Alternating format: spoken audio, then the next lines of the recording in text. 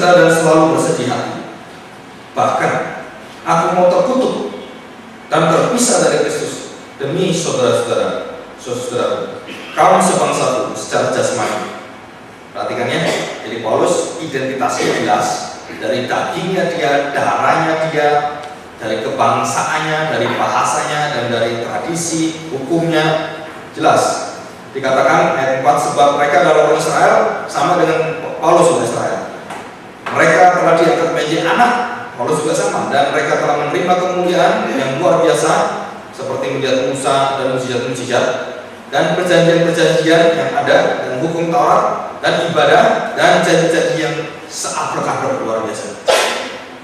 Mulai dari makanan, minuman, semua dijanji oleh Tuhan.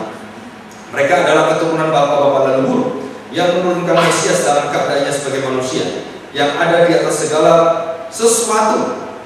Suatu garis bawah itu ya. Ia ada di atas segala sesuatu. Ia adalah Allah yang harus dipuji sampai selama-lamanya. Amin. Jadi siapa yang harus dipuji? Hanya Yesus.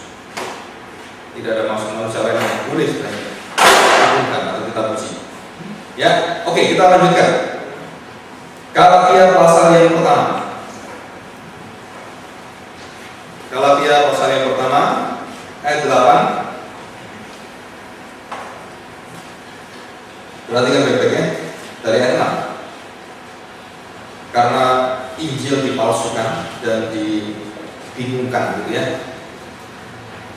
Ayat 6, Galatia pasal 1 ayat 6. Aku heran bahwa kamu begitu lekas berbalik daripada Dia yang oleh kasih karunia Kristus telah memanggil kamu dan mengikuti suatu Injil lain atau bukan Injil.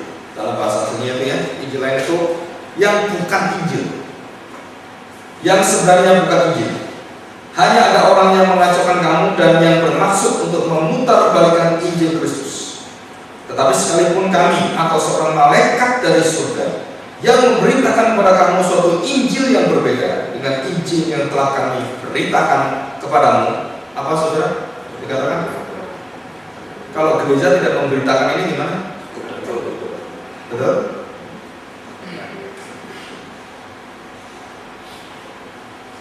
Betul?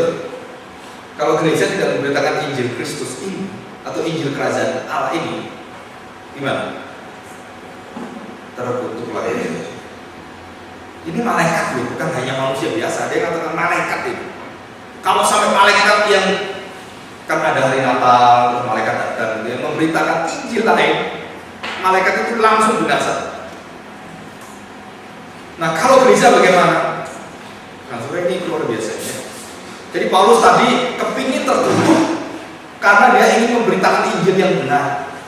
Tapi dari sisi yang lain, dia memperingatkan pada orang-orang yang mengabarkan Injil yang tidak benar.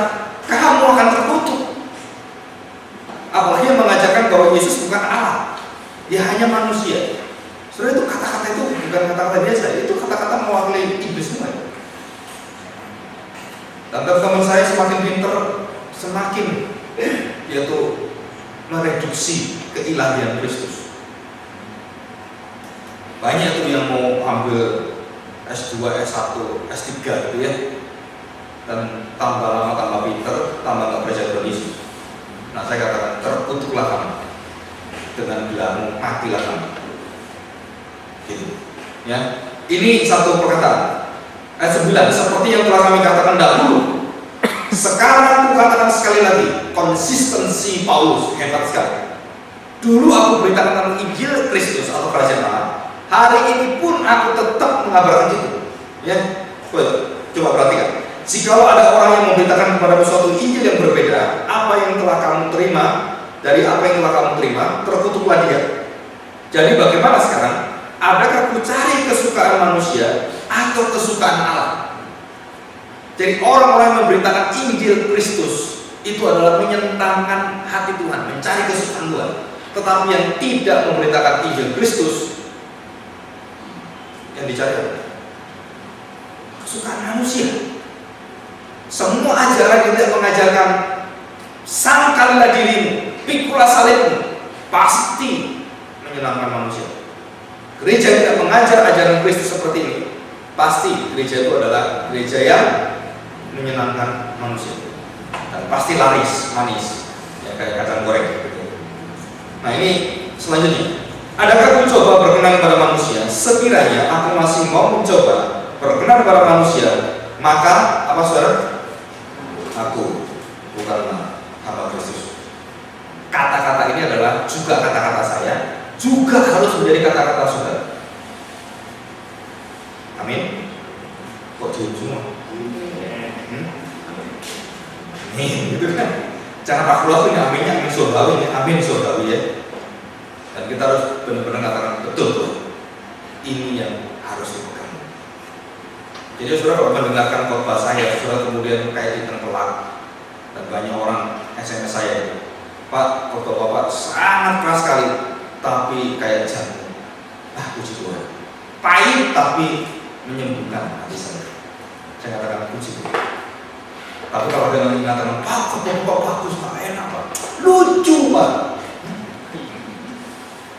tapi racun. Saya bukan hamba Kristus, ya. Kalau sampai itu terjadi. Jadi kembali lagi pada firman Tuhan. Mari kita buka 2 Korintus pasal yang keempat. Sebelum 2 Korintus pasal 4, 1 Korintus dulu pasal 2. Ini visi misi saya waktu saya jadi hamba Tuhan. Ya, mengapa saya kadang-kadang tunggu di satu gereja? Saya pernah di berapa gereja ya? Yang besar itu ada 3 gereja besar, gereja hampir semua gereja Chinese. Setelah visi misi yang saya bawa semua nggak pernah diterima. Ya, puji Tuhan, Gloria mau terima. Haleluya, ya, puji Tuhan. Nah ini 1 Korintus pasal 2 ayat 1. Saudara nanti garis bawah ya, dan itu diingat-ingat. Saudara itu penting sekali. Demikianlah pula ketika aku datang kepadamu saudara, aku tidak datang dengan kata-kata indah seperti Mario Teguh gitu ya, atau yang ya kayak di TV itu banyak ya, yang bagus-bagus ya, atau dengan hikmat untuk menyampaikan kesaksian Allah kepada kamu. Dengan berbahasa hikmat itu fasih lidah, pintar sekali, mengagumkan. 2, sebab aku, perhatikan, aku telah memutuskan, dan final di dalam pengertian bahasa aslinya itu memutuskan dan tidak akan ditarik balik. Jadi Paulus menjadi hamba Tuhan, dia sudah putuskan dan tidak akan dia tarik balik. Apa yang diputuskan? Untuk tidak mengetahui apa-apa di antara kamu selain siapa? Hebat sekali. Jadi fokus pelayanan Paulus, Petrus, Yohanes itu siapa sebenarnya? Coba saya tanya. Yesus Kristus itu, yaitu Dia yang disalibkan. Aku juga telah datang kepadamu dalam kelemahan dan dengan sangat takut dan gentar. Saya nggak pernah lihat ada hamba Tuhan yang pernah baca ayat ini betul-betul takut dan gentar. Kenapa? Saudara, kenapa takut dan gentar? Karena ini pekerjaan bukan pekerjaan manusia. Jadi pemberitaan firman Tuhan itu bukan usaha manusia. Sekali lagi, saudara bisa datang ke sini, bisa daftar. Saudara harus tahu, saudara sedang ditarik satu magnet yang hebat sekali dari saudara. Bukan saya yang menarik saudara, tapi ada kuasa cinta kasih Kristus pada saudara. Dan ini bukan main-main. Dan saya gentar sekali. Setiap kali mengajar itu, saudara, saya gentar sekali. Kenapa gentar? Kalau sampai saya salah mengajar bukan Kristus, celaka saya. Ya, ini sangat betul-betul sangat menggetarkan sekali. 4, baik perkataanku maupun pemberitaanku tidak kusampaikan dengan kata-kata hikmat yang meyakinkan, tetapi dengan keyakinan akan kekuatan roh.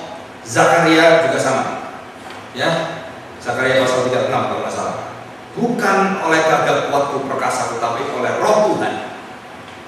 Luar biasa ya. Jadi nabi-nabi itu mengabarkan Injil bukan dengan harus dipasang ya kehebatannya dulu. Contohnya gelarnya ditaruh depan dulu supaya orang datang. Saudara di kerajaan Allah, doktor PhD nggak aku. Saudara masuk kerajaan Allah pakai gelar itu ya, malaikat di depan disogok. Saya itu sudah PhD. Saudara dibuang untuk dibakar itu gelar-gelar seperti itu. Di surga nggak laku gelar-gelar. Yang laku cuma darah Kristus. Amin. Dengar Bapak ini saya ngomong ini, ngawur-ngawur ini. Saya ngomong bener ini. Ya nanti kalau saya seminar hamba Tuhan, saya ngomong ini. Ya, bulan depan ada seminar hamba Tuhan di Jawa. Nah, saudara, ayat yang kelima, supaya iman kamu jangan bergantung pada hikmat manusia, tetapi pada kekuatan. Sekali lagi, saudara. Jadi gereja harus mengajar jemaat bukan bergantung pada kefasihan hamba Tuhannya, kehebatan hamba Tuhannya, atau kepada gerejanya. Harus dibawa kepada siapa? Kekuatan Allah sendiri. Jadi secara pribadi harus bertemu dengan Tuhan dalam doa, dalam firman Tuhan, dalam pergumulanmu, dalam pekerjaanmu. Kristus hadir di sana. Itulah anak-anak saya. Ya, saya harapkan ini bisa kita renungkan. 2 Korintus pasal 4 ayat 3 sampai 6 ya.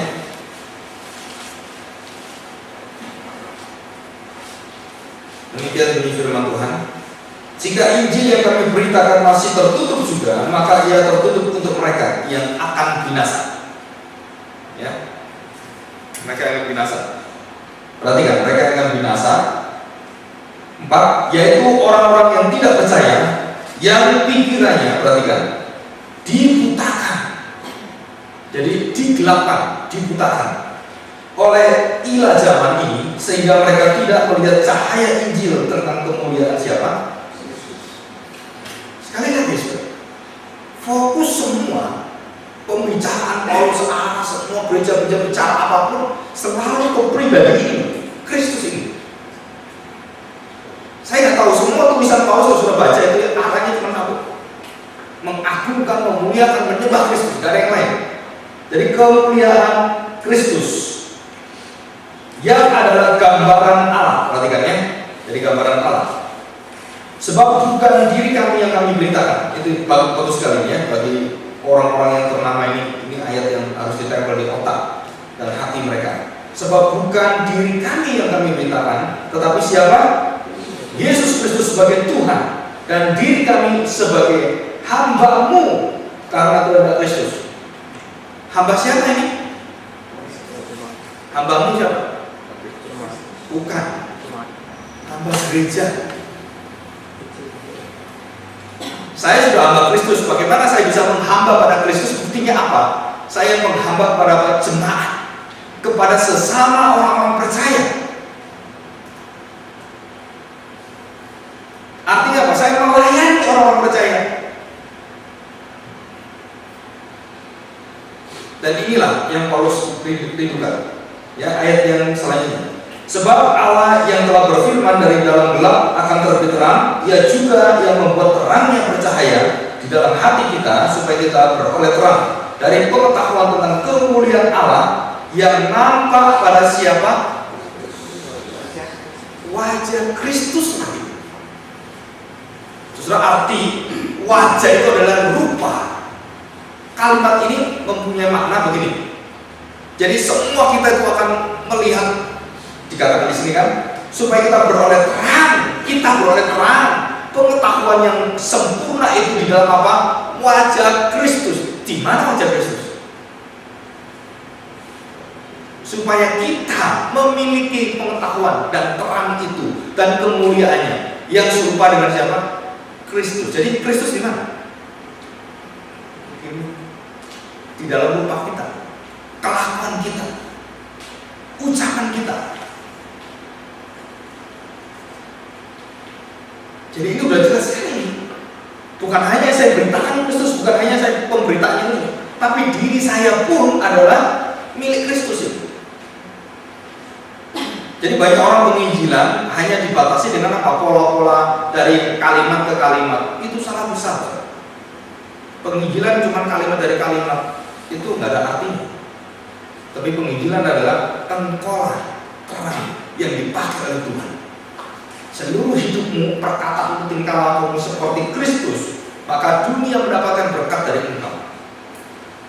Dan kalau kita nanti dalam khotbah di bukit, wah itu luar biasa sekali kalau kita lakukan ya. Jadi ini jelas sekali ya. Oke, saya lanjutkan. Sudah perhatikan. Yang terakhir 7. Tetapi harta ini kami punyai dalam berjaga tanah liat, supaya nyata bahwa kekuatan yang berlimpah-limpah itu berasal dari Allah, bukan dari diri kami sendiri.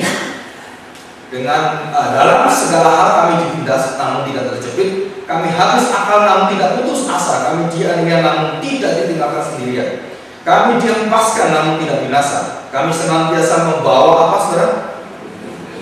Kematian Kristus di dalam tubuh kami. Kenapa? Waktu kamu menderita, kamu membawa tubuh Kristus. Kenapa? Setiap kali kita berjalan kudus, saya selalu mengatakan bahwa penderitaanmu sekarang sudah dimenangkan oleh Kristus.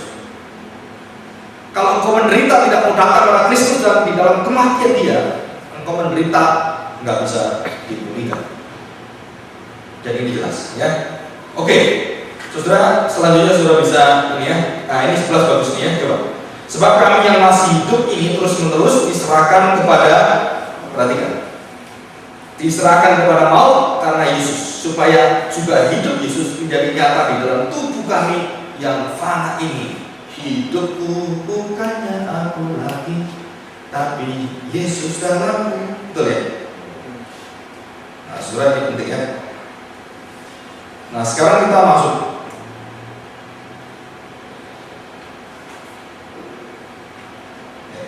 Bentar, sorry.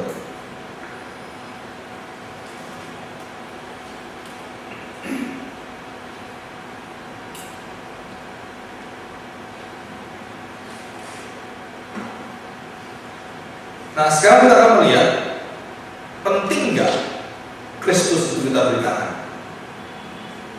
Kenapa mesti Dia? Kenapa nggak lain? Kenapa nggak memberitakan ya denominasi kita? Kenapa kita mencari, kita ditanya, kamu ke gereja mana? Kamu minggu kemana? Ke gereja. Gitu kan? Gereja mana? Oh saya, jadi konsepnya tuh selalu diri saya ini bukan gereja. Diri saya bukan tubuh Kristus, tapi saya datang ke gereja. Saudara, dalam doktrin gereja saya sudah ingatkan tentang hal ini, penting sekali. Kenapa? Kita punya konsep itu dari awal sudah salah. Seterusnya itu akan membelenggu kita, nggak bisa keluar dari cara kita berpikir. Gereja itu bukan di depan kita atau di luar diri kita. Gereja itu adalah dirimu sendiri. Gereja itu kita itu gereja, tubuh Tuhan. Bait Allah itu di mana? Di dalam hati kita. Hatimu adalah bait Allah. Jadi saya bergereja bukan saya datang ke gereja, masuk gereja, bukan. Tuhan sudah di dalam ini. Kami berkumpul merayakan dan bersyukur memuji Tuhan. Itu fungsi gereja untuk dunia. Tapi gereja itu sendiri sebenarnya di dalam diri kita. Kita bersama dengan Tuhan. Maha Kudus itu adalah di sini. Bukan di gereja yang kayak gini. Ini nggak Maha Kudus. Yang Maha Kudus itu di sini. Dan itu dirubah semua oleh Kristus. Kerajaan Allah bukan sistem ataupun di dalam kerajaan imamat. Bukan fokusnya adalah datang ke satu tempat berkiblat terus kita kemudian memuji-muji Allah dan kemudian Tuhan turun. Bukan itu. Tapi Dia sudah memakai kita. Kita juga ruang Maha Kudusnya dan kita berkumpul bersama-sama menjadi saksi bagi dunia. Nah itu arti gereja. Gereja bukan mengumpulkan orang untuk memuji seperti bait Allah yang lama. Semua orang percaya keliru ini, termasuk hampir semua gereja. Konsep tentang gereja itu banyak yang keliru. Yang dari Paulus kita tahu. Jadi apa yang menjadi yang mau diberitakan oleh Dia? Kristus. Jadi cara hidupnya Kristus itu. Kalau Kristus nggak pernah diberitakan, kami nggak tahu salah siapa. Semua salah. Termasuk saya sendiri. Kenapa nggak memberitakan? Begitu. Jangan tuntut orang lain. Kalau kita hari ini tahu, jangan nyalakan siapapun. Tapi marilah kita bangun bersama. Mulai dari